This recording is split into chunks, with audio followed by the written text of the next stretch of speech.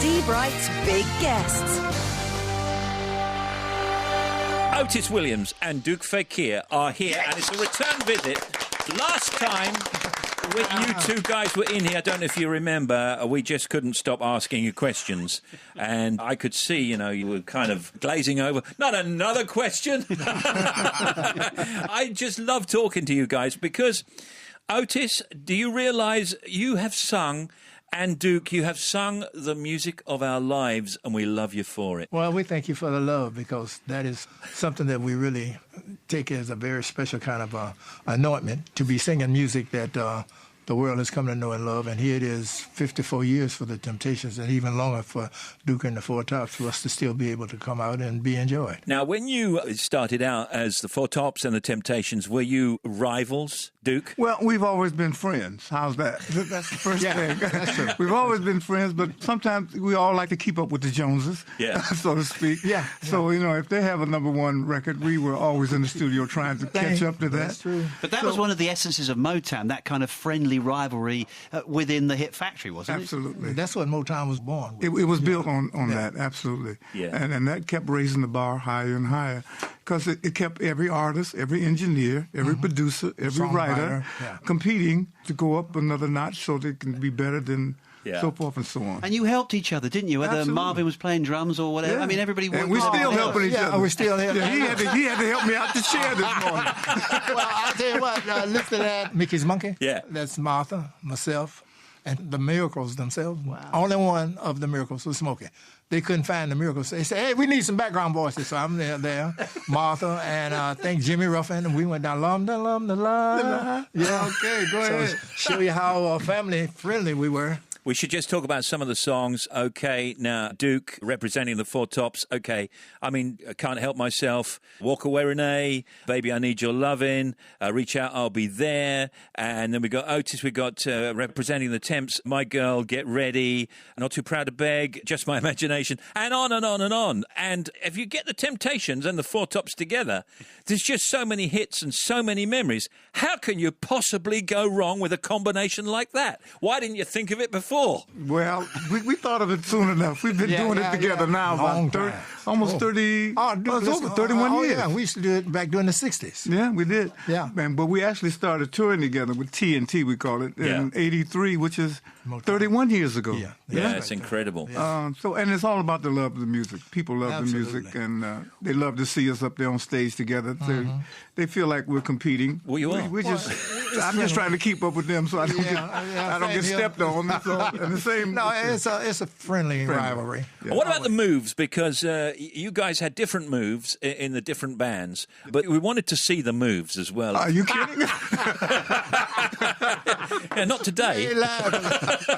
I'm still early in the morning trying to get started. We thought we could do them with you. Can we not? We could do the moves. Well, speaking for the Four Tops, I'm the oldest guy in the Four Tops, and I've definitely cut my steps in half. A little bit slower? Well, I'm right along with Duke. I'm the oldest of the Temps, and I can try and watch my steps as well now. Yeah. Just let me ask you about the old days, because, and I've asked Smokey this as well, and I didn't really get an answer.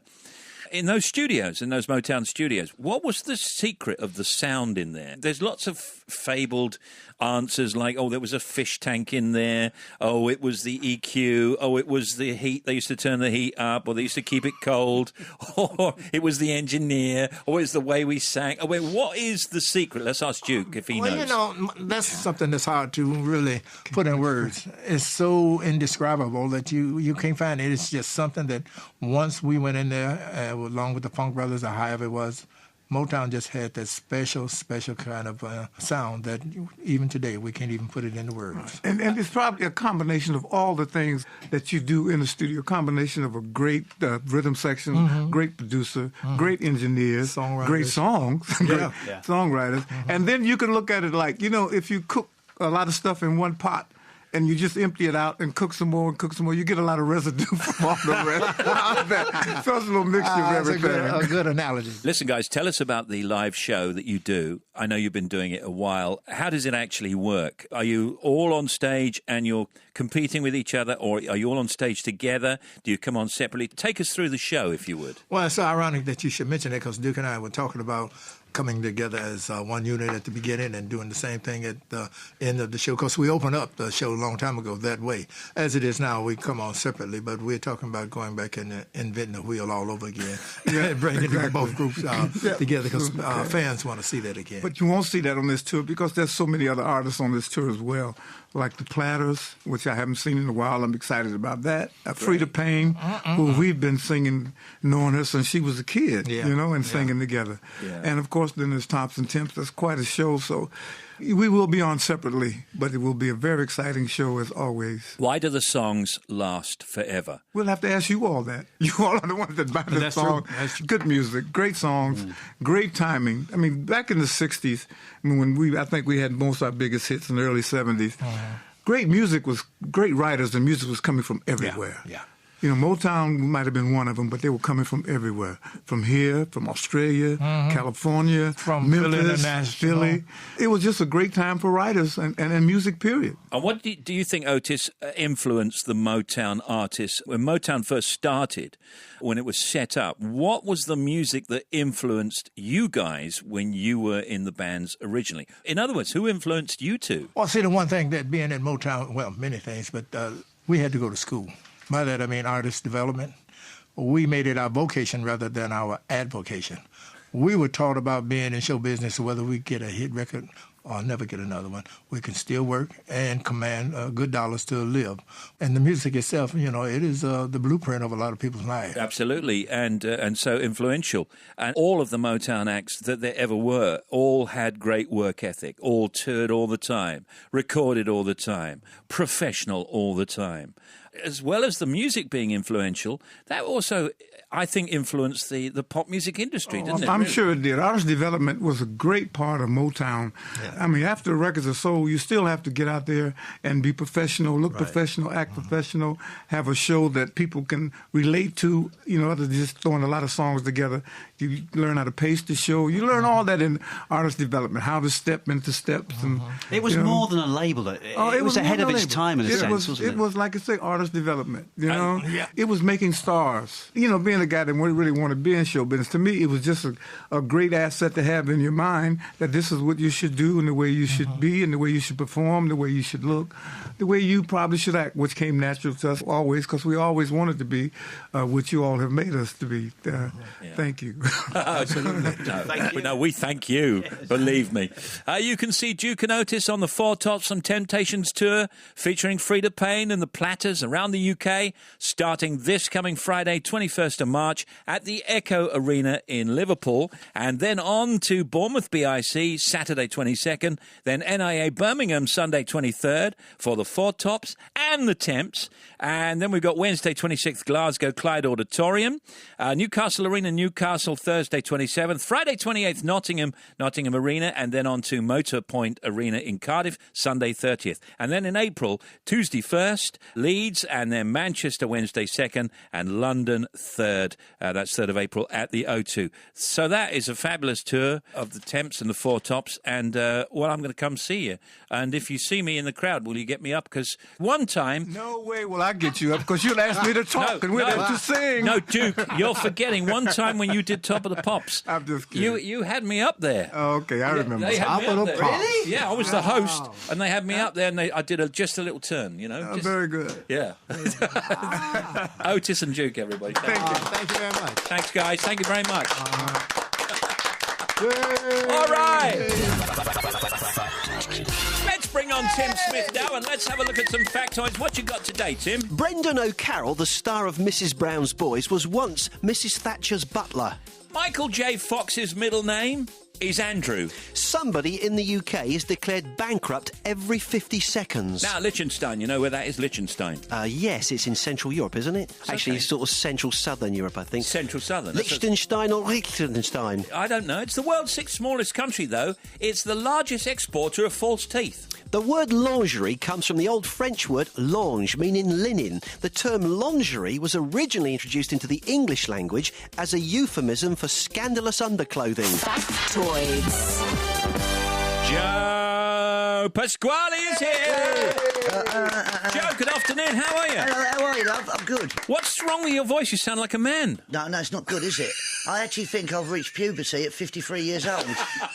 No, I do. I Better late than never, Joe. It is better late. Well, I don't know. I would rather stay the way I was. But it means I can never buy alcohol and cigarettes if I wanted to. Not that I have either anymore. Are you chewing in class, by the way? I might have a bit of chewing gum in. Oh, stop it. Can you just shout out, I've had an accident? Oh, I've had an accident. Oh, that's definitely him. Accident. It's definitely It's him. me there, isn't it? Yes, it is. Yeah. I like doing those adverts because with Brian Blessed, and he is completely off. He's barking. Yeah, Brian I know. is barking. You've had him in here, haven't you? Well, he doesn't have to have a microphone at all, does No, he? he don't. He can be down the street and we can hear him. No, he's the bird's nest of a beard that he's got as well, right? Honestly, it's like Stig of the Dump in that beard. He's amazing. God. Oh, I mean that's that. lovely. I mean that in the nicest possible I know way. you do it in a Brian. loving way, you always have. I do. Now, how has it been going? You've got 2 or 3 more days in Spamalot. How was that? I loved it. I absolutely, genuinely loved every second of it because it's an Eric Idle script. It's genuinely funny. I grew up, our age group, we grew up with Monty Python. Yeah. And a lot of people say, I don't like Monty Python. When they say that and they say, I won't come to see Spamalot, I don't like Monty Python, it's because they don't know Monty Python. All they do is say about the parrot sketch or something like that. You come and see this and it is brilliant. There's a bit at the end where we have to find the Grail and it's underneath somebody's chair, basically, in the seat in the audience. And we have to get the bloke up, he's the peasant, and we interview this peasant on stage. Yes. And the peasants, they don't know, they don't know who it is. Who's going to get picked. And when they get up, we get a lot of foreigners in. And the names that we get, right? The bloke last week, his name was Stainer Kiss Johnson. Imagine that, trying to get 5 minutes out of Stainer Kiss Johnson, which I did. Well, you no need. You no need. It's there already. You just have to keep saying it, and that's it. And all the boys, all the knights are whispering behind me, going, "Oh, Kiss Johnson. Oh, Kiss Johnson. Stainer Kiss Johnson. Oh." What more do you need out of a show in the West End? You don't. Now, tell us about this Dancing on Ice. This is the final tour. Begins in Manchester on Friday, 28th of March. And let me just tell you, goes at the Manchester Arena, 28th to the 30th. Then the 1st of April until the 3rd of April, Wembley Arena in London. Then on to Newcastle, Nottingham, SSE Hydro at Glasgow, Sheffield Arena, Birmingham NI8, Wembley Arena, and then First Direct Arena in Leeds, rounding off on the 27th of April. So what is your bit in it? And for anybody that didn't see you in that show, tell us how you did. Did you hear that then? What? What? I lost interest in everything you were saying. Right? I was like that. I drifted off. I was just asking you to clarify. No, but I did. I thought, what's that gurgling up in the back of my throat? And was there a noise? there was a little burp came out. It was a chewing gum burp. You haven't got it stuck in your throat, have you? No, but I told you to take that out. But it's got menthol on it, and I like it, and I couldn't stop chewing it. And it all came bubbling out. I thought, I'm not going to stop it because I'd enjoy the feeling of this on air. I wasn't going to refer to it. I was just going to carry on. Now look what you've done. I thought it was you. No, it's Joe. What's the answer, Joe, to my lovely long question? I forgot what question it was. What will you be doing in the Oh, sorry, yes, thing? we talk about dancing on ice. Yes, I'm going to be dancing on the ice. That's what I'm going to be doing. That's why it's called dancing on ice, you spanner.